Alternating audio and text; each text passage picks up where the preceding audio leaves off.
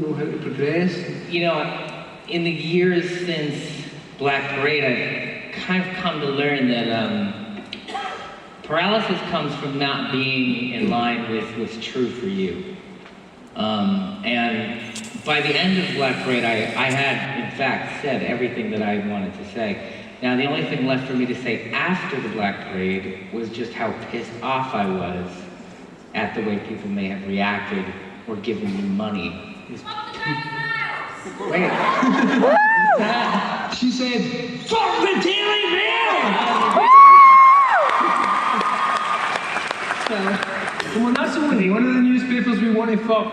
There's a whole fucking parade of these fucking newspapers we would love to fuck. A newspaper I'd love to hang. Because the news of the world is gone though, so one down. So let's see. So at the end of Black Parade, you know, and this is not something I've shared with anybody, and I've spoken to Grant about it, and Kristen, and I've spoken obviously to my wife. My daughter Bandit is way too young to understand anything that is going on. She thinks everybody's parents go on stage and perform. She just thinks it's super normal because she's seen her mother do it and me on TV and stuff. So, anyway, so after that, I had encountered what I felt was a creative paralysis. And it was the hardest thing for me to write lyrics all of a sudden. I couldn't write lyrics anymore.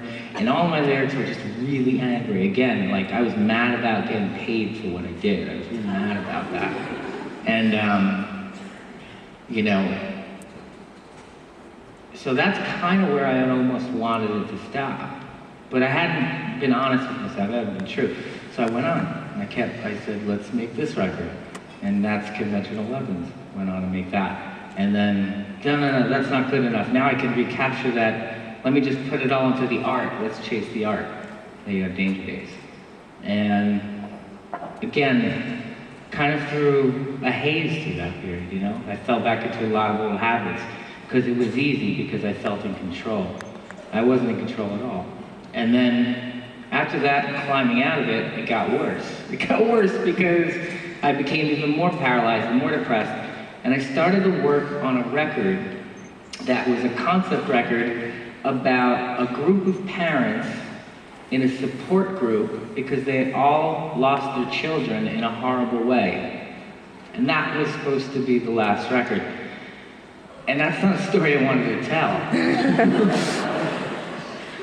And the songs reflected that, and you could hear it. And all the joy, it was gone. So how do you feel about that? Not only that record, but the one before, where it was kind of post-Black Parade, you were trying to do something, was it more commercial, or was it going back to roots? Or? Well, what it was supposed to be, what Conventional Weapons was supposed to be, it was supposed to be, hey, we can get on the radio really easy, so let's make a record that sounds like the Stooges, because that'll be really funny to get on the radio. That was it. That's the concept.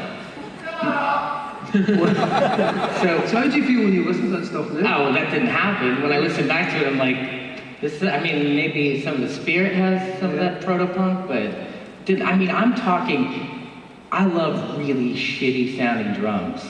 I really do. The kick drum needs to sound like cardboard, the ride cymbal. Basically, it needs to sound like Static Age by the Misfits. That's how the drums should always sound. When you are part of this large machinery, it is almost impossible to convince anyone that that's the way something should sound. It's very difficult to say, I need this to sound like shit. And then you need producers. Fucking worse for Kylie. What's that? Worse for Kylie. So you need producers and you get all kinds of arrogant responses back like, well, I don't even know how to do that. I don't even know how to make shitty sounds. Because there's no other way to describe it. Lo-fi doesn't work, indie doesn't work.